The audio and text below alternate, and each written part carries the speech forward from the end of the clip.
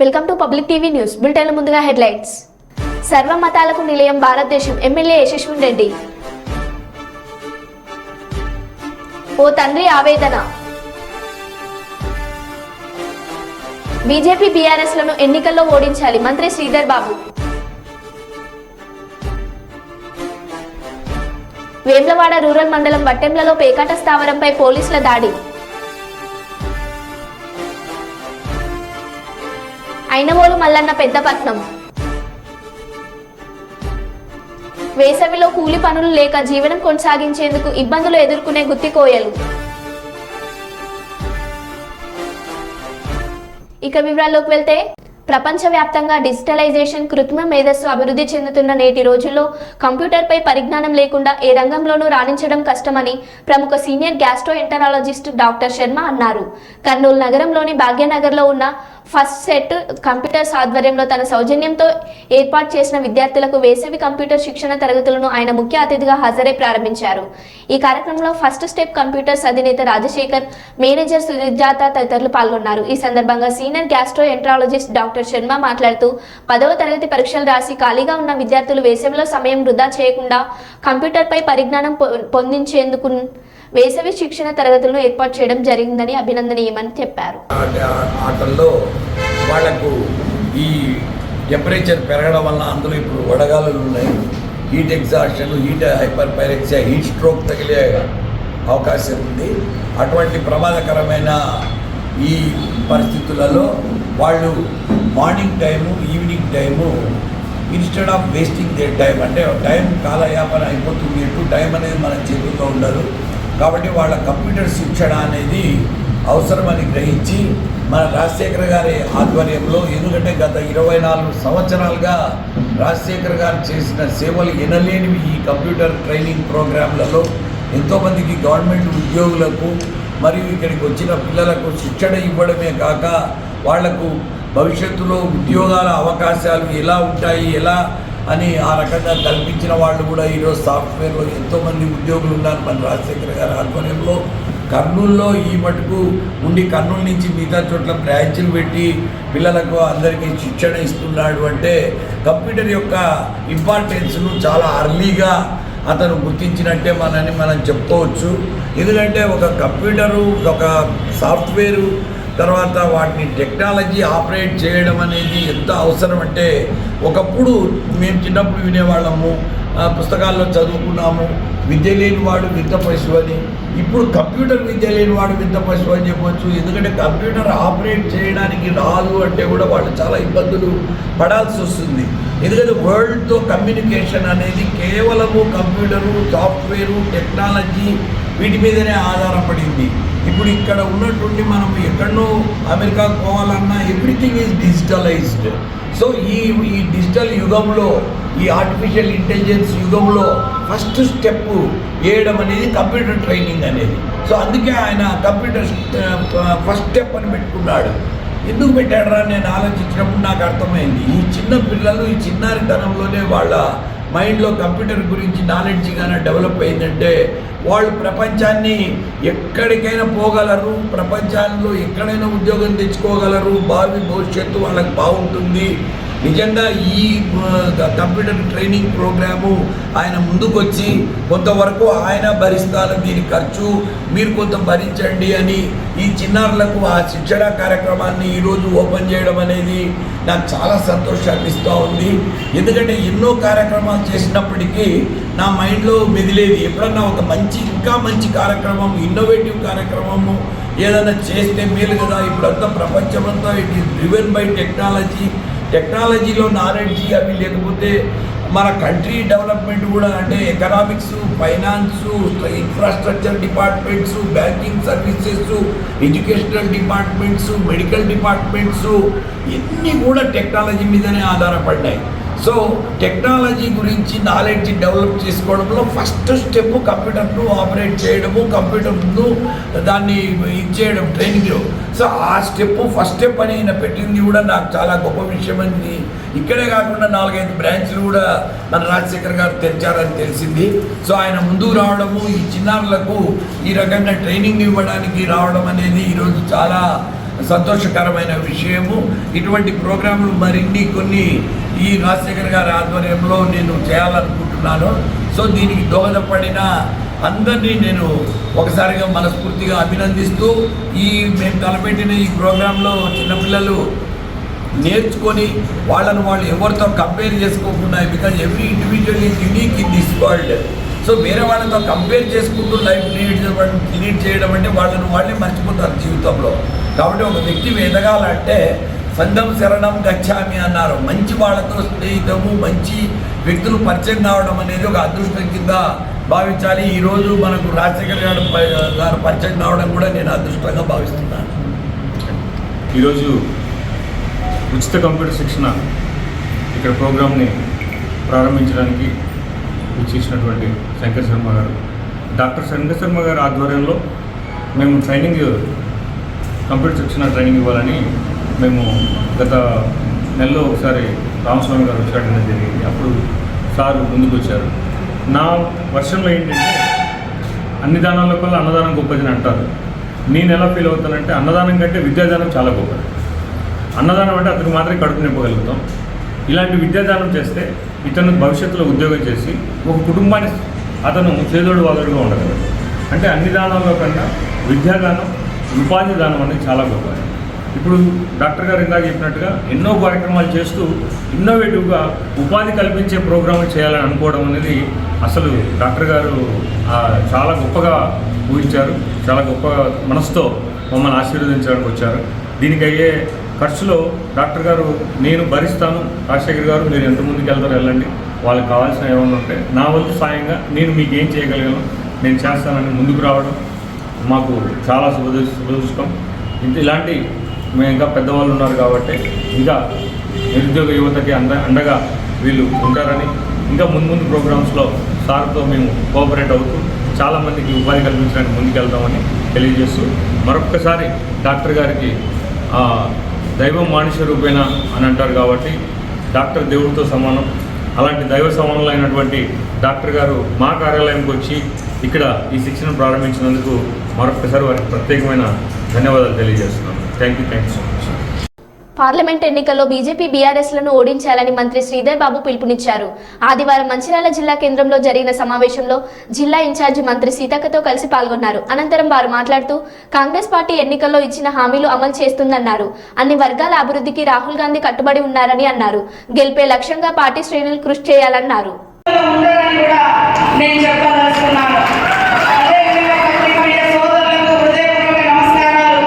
This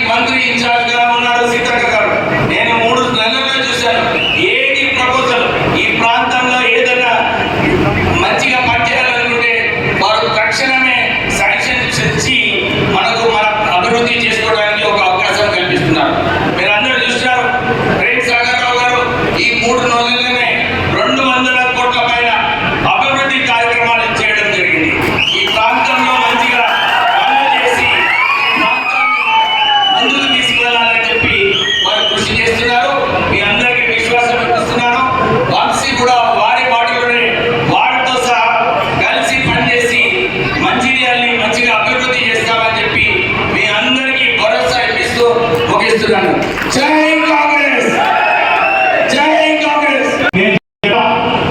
లక్ష్మణ న్యాయం తీసుకొస్తారా? ఆకలి మనకి సపోర్ట్ లేదు. ఒక్కసారి ఉన్నవాడు లేచినవాడు 2 ఏళ్ళు గడిపాడు, అందరూ లేచినవాడు 2 ఏళ్ళు బాగుంది.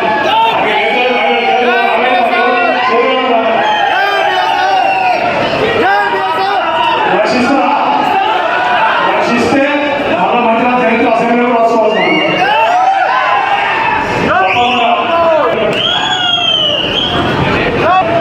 ప్రజాప్రతినిధులు వచ్చిన కనుక చాలా మంది పేరు మర్చిపెట్టి ఏమనుకోకండి. ఈ సందర్భంలో కొన్ని గుర్తుకులే కానీ ఉన్నప్పుడు ఏమనుకోవద్దు, అటువంటి ఏమనుకోవద్దు. ఖచ్చితంగా మన అందరం కుటుంబ సభ్యులే. మనకు ఒక కాంగ్రెస్ కుటుంబం, పిఎస్ఆర్ కుటుంబం.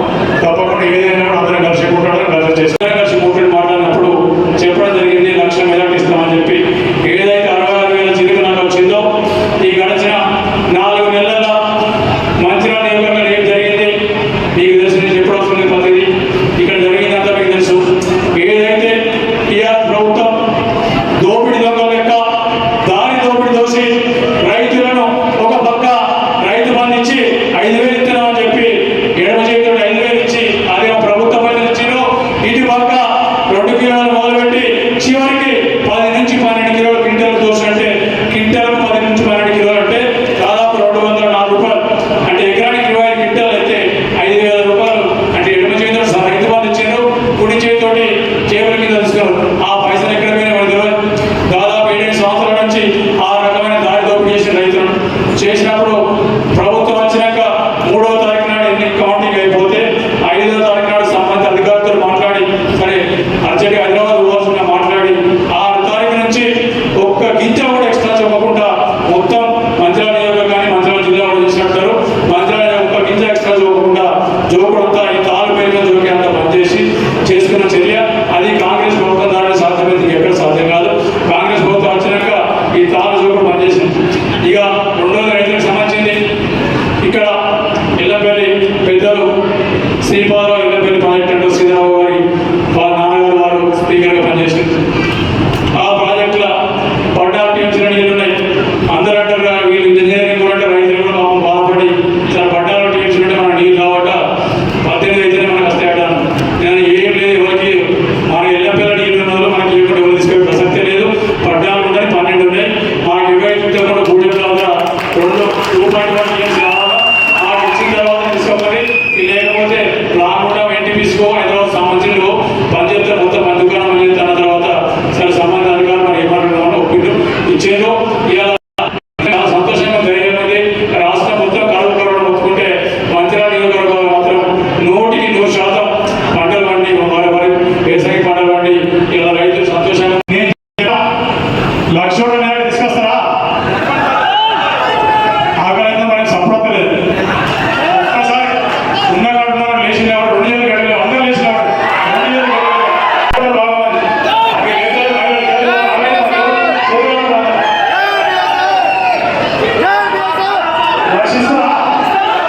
రక్షిస్తే మళ్ళా మంత్రి చరిత్ర అసెంబ్లీ కూడా వస్తుంది.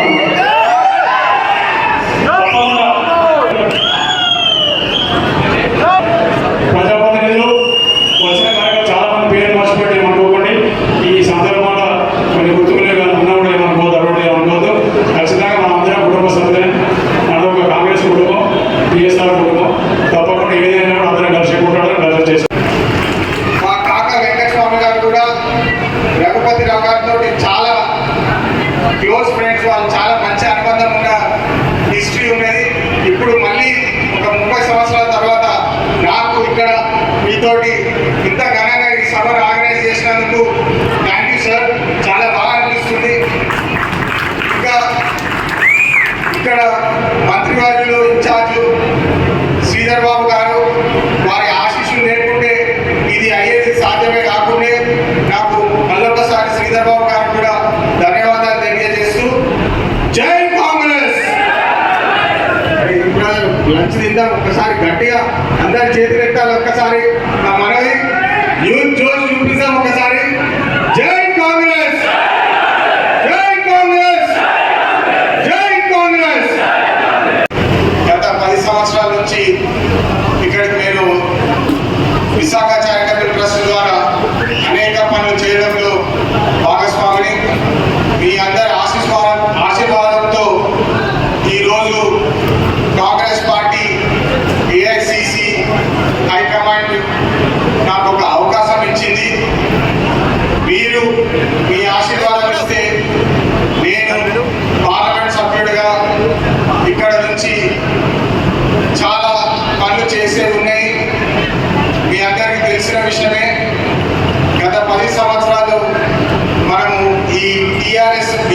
ప్రభుత్వంలో ఎంత కోల్పోయామో మీ అందరికీ తెలుసు. మీ అందరూ కష్టపడి కాంగ్రెస్ పార్టీ జెండా పట్టుకొని గత 10 సంవత్సరాలు వాళ్ళు ఎన్ని కుట్రలు చేసినా, ఎన్ని తంత్రాలు చేసినా వాళ్ళని ఎదుర్కొని ఈరోజు మన ప్రభుత్వం ఏర్పడిందంటే మీ ప్రతి ఒక్కరికి నా హృదయపూర్వక ధన్యవాదాలు. ఈ అసెంబ్లీ ఎలక్షన్స్ లో ఇక్కడ మీరు ప్రేమ్ సాగర్ రావు గారి మీద చూపించిన ప్రేమ, దాంట్లో కొంచెం నాకు పార్లమెంట్ ఎలక్షన్స్ అప్పుడు చూపిస్తే నాకు అత్యంతంగా మీ ఆశీర్వాదం ఉంటుందని భావించి మీరు ఎట్లయితే నాకు ఆశీర్వాదం ఇస్తారో అదే ఆశీర్వాదంతో నేను పార్లమెంట్లో మీ అందరి కోసం మీ రిప్రజెంటేటివ్ అయ్యి, మీ సిపాయిలు అయ్యి పార్లమెంట్లో పోరాడి మరి ఇక్కడికి దక్కాల్సిన నిధుల కోసం పోరాడి మరి తీసుకొస్తామని చెప్పి తెలియజేస్తున్నాను. ఈ ప్రాంతంలో మన కాకా వెంకటస్వామి గారు మీ అందరి రాజన్న సిరిసిల్ల జిల్లా కేంద్రంలో రాజీవ్ నగర్ కు చెందిన సిరిపురం లక్ష్మీనారాయణ అనే నేత కార్మికుడు పనిలేక కుటుంబ భారమై ఉరివేసుకుని ఆత్మహత్య చేసుకున్నాడు. ఆత్మహత్య చేసుకున్న సిరిపురం లక్ష్మీనారాయణ కుటుంబాన్ని శనివారం రోజున కరీంనగర్ ఎంపీ బండి సంజయ్ పరామర్శించారు. ₹1,00,000 ఆర్థిక సహాయం చేశారు. ఈ సందర్భంగా వారు మాట్లాడుతూ వస్త్ర పరిశ్రమ సంక్షోభం వలన ఉపాధి కోల్పోయి కుటుంబం పోషించలేని పరిస్థితిలో లక్ష్మీనారాయణ ఆత్మహత్య చేసుకోవడం చాలా బాధాకరమని అన్నారు. రాజన్న సిరిసిల్ల జిల్లాకు సంబంధించి సిరిసిల్ల కేంద్రంలో లక్ష్మీనారాయణ గారు నేత కార్మికుడు ఈరోజు ఆత్మహత్య చేసుకోవడం జరిగింది. దాదాపు 66 ఏళ్ళ వయసు.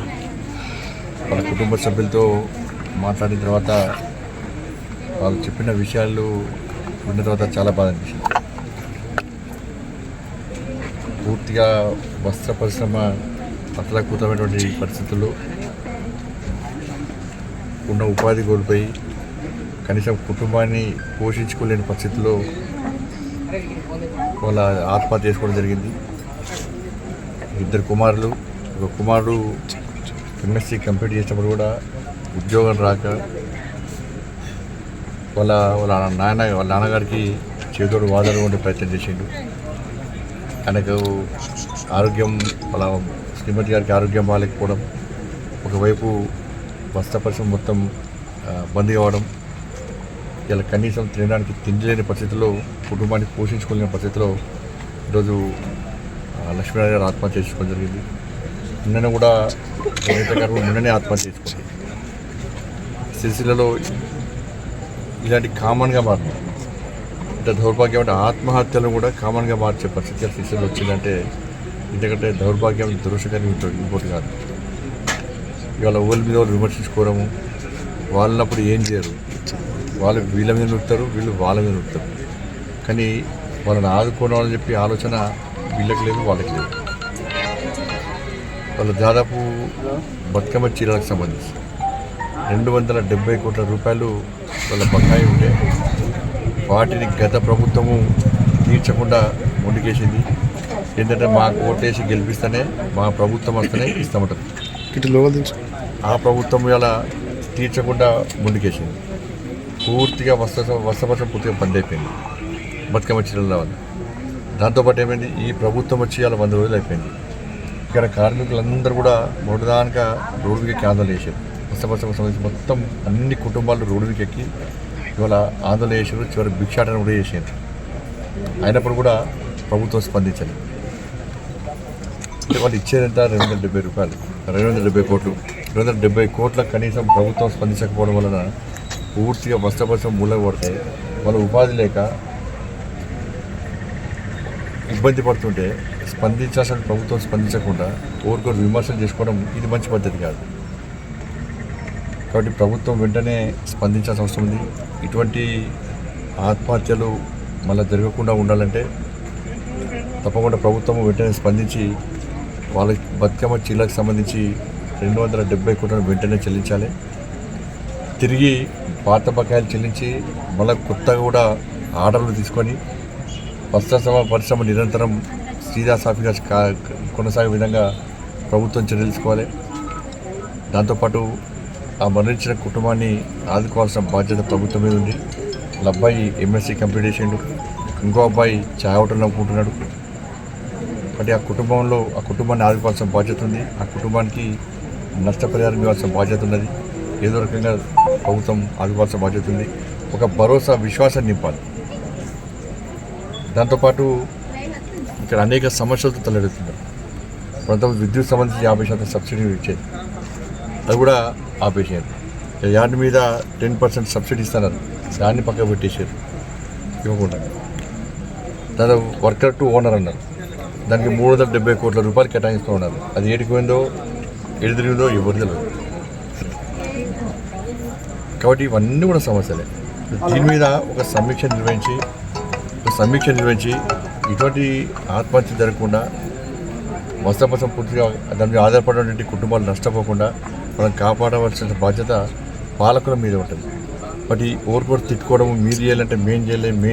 తెలంగాణ రాష్ట్ర బట్రా సంఘం ఆధ్వర్యంలో హన్మకొండలో ఆదివారం రోజున జరిగిన 2 బృహత్ కార్యక్రమాలు, ఉగాది పురస్కారాలు మరియు శ్రీ క్రోధి ఉగాది కవి సమ్మేళనం అద్భుతంగా జరిగి విజయవంతమైనవి. ఈ కార్యక్రమాలకు ఆర్థికంగా, హార్దికంగా సహాయ సహకారాలు అందించి విజయవంతం చేశారు.